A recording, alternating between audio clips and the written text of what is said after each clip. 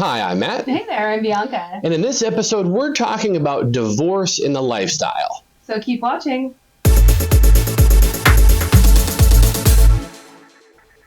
Before you get concerned, no, we're not one of those couples.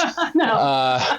We have a lot of vanilla people who oftentimes will comment in our YouTube section, and they're like, "Oh yeah, they're on their way out. They're on their way to divorce, because they're doing the swinging thing, so they're on their way to divorce." Or we must hate each other. It's funny because we've now been doing these videos longer than most people are actually in a marriage. That's true. So we have been on our way out for decades now. Yeah. So any minute now. But it is something that actually does come up quite a bit. Now we've been doing that. We've been in lifestyle for 12 years, and there over those years we have seen couples divorce. Mm. And it is bound to happen. Sometimes it's swinging related. More often than not, it's something completely on the outside. That's just a factor that they might have been friends with us or just in the lifestyle, and then suddenly they're not anymore. And there's been many times over the years where we've seen couples that have gotten divorced, and then it becomes this really odd issue of what's next if they want to stay in the lifestyle. Mm-hmm. And more often than not, they do. And how do you deal with that if someone that's especially if it's a messy divorce and you're finding yourself in the middle of having to choose sides of, agreeing with one person or the other, or trying to stay neutral and not. And then if you play with one, the one side of the couple, is the other side of the couple going to get mad? Right. But also the concepts of suddenly the gentleman is now a single man and might not be allowed at some events, or is suddenly considered a single person, which is oftentimes, fortunately or unfortunately, are considered specifically with men a lower tiered person. Suddenly they have to be vetted at events. Suddenly they're not invited to a lot of events, just because they're a single man, and that's problematic, especially if they've been someone who's in the lifestyle for years. I mean, we can use us as an example, as examples. It's like, okay, people know I'm in the lifestyle. Clearly, I've been doing this long enough, and I have a lot of friends, and I have a lot of couples friends, and we have a lot of couples friends together. Mm-hmm. Suddenly, we don't like each other anymore. Yeah.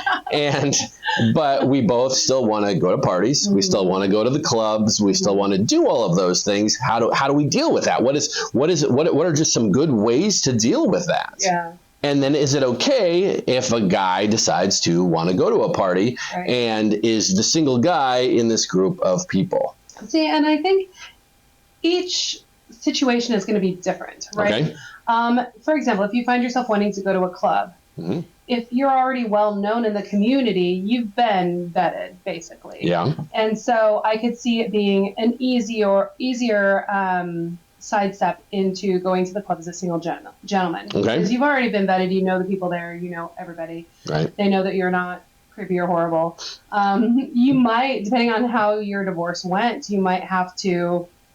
We've known couples that have to go on different dates because they'll fight or bring the energy of the club down, and so they have to be like, the club is the divorced, the child. This is the divorced child. I get it on this day and this day. You get it on this day and this day. And that does work. Especially if you don't want to specifically run into the ex with their new people, or see them in the playroom or whatever it might be, or just bring your own energy down, let alone other people's. And so, that's a very common solution, is to say, okay, I'm going to do the first and third Saturdays, and you do the second, fourth, or whatever, or just let's message, and so we don't run into that. Which is also the same thing that we tell people if you run into a sibling or a family member or a coworker or something like that. It's like, if you don't want to run into them in those situations, you kind of have to schedule it out. Yeah, and there's nothing wrong with that, because even if you did have a friendly divorce, you may not want to see your ex-spouse having sex with someone else. Probably true. I mean, when you were together, it was fine, but now that you're I don't want to do that. Yeah. So I think scheduling that. I think also with parties, if you were a single gentleman, I would assume that if you're still friends with your regular friends, they're not going to look at you in a different way, other than if you're single and they really want it to be a couples party and you don't have someone to bring with you, they may not want you to come to their party because they're trying to keep it all couples. Mm-hmm. I don't have a lot of experience with that. Usually our friends they're not that specific about it. There are single people that show up to our parties, but or parties that we've been to. Right. But I could see that happening, that you may feel a little left out because you're a single person. And I think that could happen with women too. Sure. Even clubs, a lot of clubs try to keep things consistent where it's one female and one male single together, like they won't allow a bunch of single women in. They won't allow a bunch of, because they don't want the numbers skewed. So I think, either way, as a single person, newly single person, you're going to run into some new obstacles, I think. Okay. But I think that the biggest thing is how to handle your friendships. Okay. That's the hardest part, I think, is, and it's going to vary depending on, like I said, was your divorce a positive experience? Was it a negative experience? Are you two, do you hate each other now and you don't want to be in the same room? And at that point, are your friends going to have to choose sides? I would hate it if we did get divorced to put our friends through that, of having to choose sides. But what else are you going to do? I mean, when it comes down to it, the couple's first. A friendly-ish divorce. Right. But I don't know. Navigating the lifestyle is going to be totally different for you no matter what. Mm-hmm. Because even if it's a friendly divorce, you still, like we said, you may not want to see that person at a party. So who gets to go to the party? Sure. Yeah. You both get invited to someone's party, and then between the divorced couple, you have to decide who gets to go. Well, we had that fairly recently. Right. We were hosting an event, and a couple had just gotten divorced, and the gentleman messaged me, and he said, I don't have a problem going if she's there, but if she's there with her new boyfriend, I don't want to be there. And I said, she's invited and she's allowed to bring a guest, as well as you're invited and you're allowed to bring a guest. So this is something that you have to work out yourselves. Right. If only one couple wants to go, or if you don't bring your new people or whatever it might be, if that's what it has to be, then great. Just be aware that both people are on the invite list. Right. And don't cause drama and solve it yourself. Well, and I think that's the right answer. The right way to do it is say, solve it yourself. If you're the divorced party, don't expect your friends to solve it for you, because they don't necessarily want to take sides. And you two deciding, together, I'm going to go or you're going to go, or we'll both go, but we just won't bring our new partners. Be an adult about it. Right.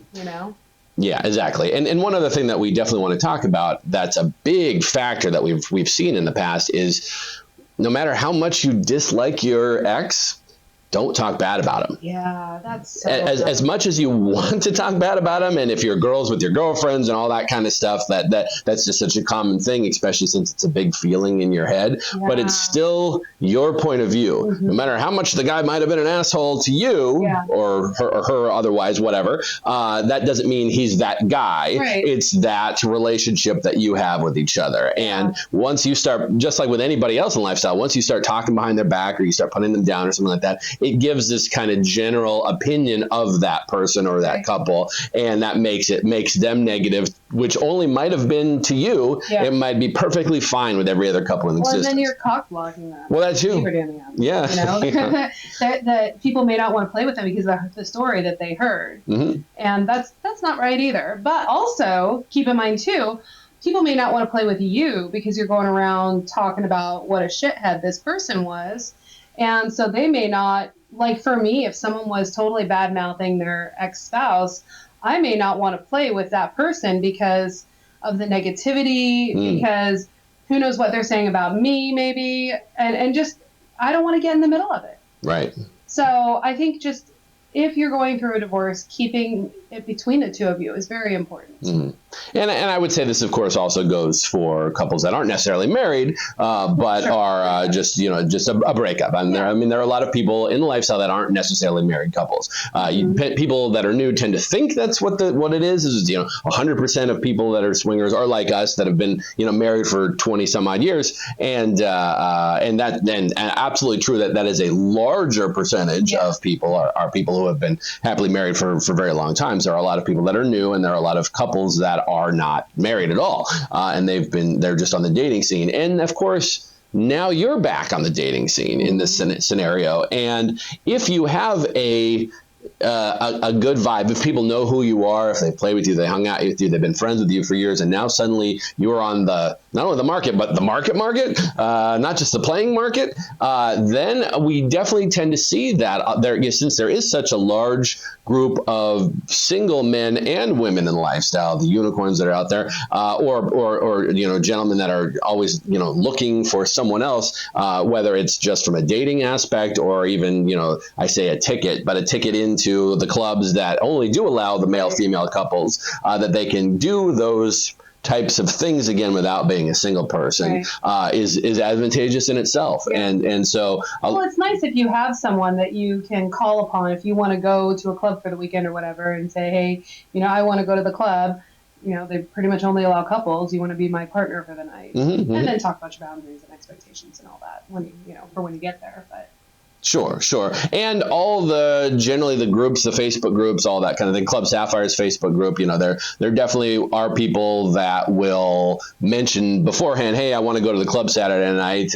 Is there anybody who wants to be my date? And kind of put that out there. And I think it works pretty well. But of course, it's definitely going to help if you have some sort of history, whether it was when you were still together or you've just been in the single land for a period of time, whatever that might be, so people can kind of, I say, vouch for you, but also know who you are and feel comfortable going on this date. And that's and other than that, people break up. Yeah, it's a fact of life. I did run into someone recently who had a really good saying about that, because a lot of people tend to look at divorce as I've failed. Like our marriage has failed or something like that. And whoever I heard this from or something like that said, no, it was successful all the way for however many years. It was successful for 15 years because we have kids together. We have all the, we had such an amazing marriage, and that was its life. Its life was 15 years. Now we're going on to this next